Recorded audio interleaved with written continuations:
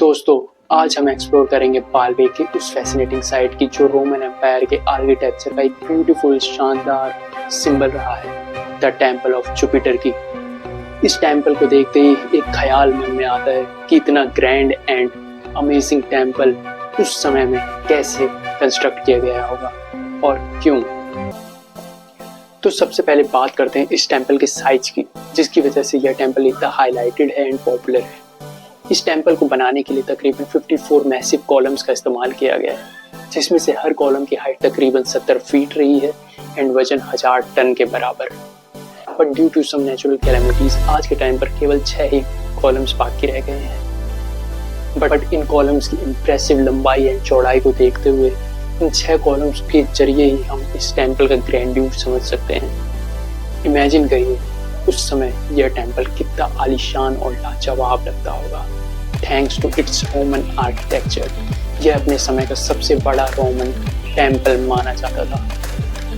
Temple of Jupiter सिर्फ और सिर्फ अपने रिलीजियस साइट की वजह से ही फेमस नहीं है, यह रोमन एम्पायर का विक्ट्री एंड ग्लोरी का भी सिंबल माना जाता है।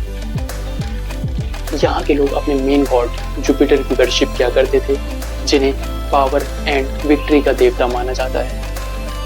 इस टेम्पल की खास बात एक ये भी है कि इसे वेरी हाई एल्टीट्यूड पे बनाया गया है, जिसकी वजह से इस शहर को एक सिटी ऑफ गॉड का इम्प्रेशन भी मिलता है। कुछ हिस्टोरियंस मानते हैं कि टेम्पल ऑफ जुपिटर की अलाइनमेंट प्लैनेट जुपिटर की मूवमेंट की अलाइनमेंट से मैच करती है। पुराने ज़माने में अक्सर लोग प्लैनेट्स एंड स्टार्स की अलाइनमेंट को ध्यान में रखते हुए अपनी बिल्डिंग्स को बनाया करते थे, जिसका एक परफेक्ट एग्जाम्पल आपके सामने है।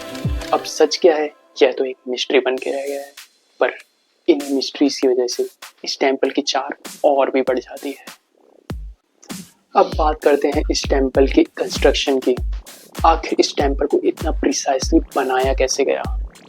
इस टेम्पल की कंस्ट्रक्शंस में मैंने पहले ही बताया कि कॉलम्स का इस्तेमाल किया गया है, और इन कॉलम्स को बनाने के लिए कई बड़े स्टोन्स का इस्तेमाल किया गया है।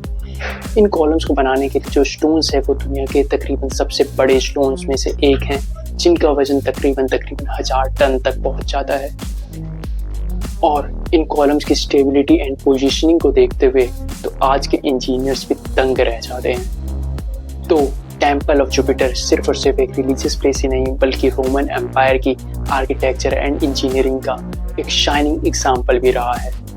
यह टेम्पल आज भी विजिटर्स को अपने massive size, mind blowing architecture and mysterious histories के चलते अट्रैक्ट करता आया है।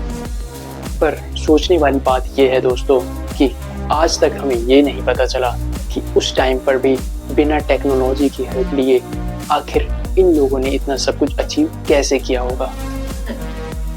तो दोस्तों, अगर आपको ये जर्नी अच्छी लगी हो एंड आप ऐसे ही हिस्टोरिकल मिस्टीरियस चीज़ों को एक्सप्लोर करना चाहते हैं, तो इस चैनल को जरूर सब्सक्राइब करें एंड लाइक करें इस वीडियो को। तो बाल्बेक का टेम्पल ऑफ जुपिटर आज भी उन सीक्रेट से भरा हुआ है, जिनको सॉल्व करने के लिए एक्सपर्ट्स दिन रात लगे हुए हैं। मिलते हैं नेक्स्ट वीडियो में।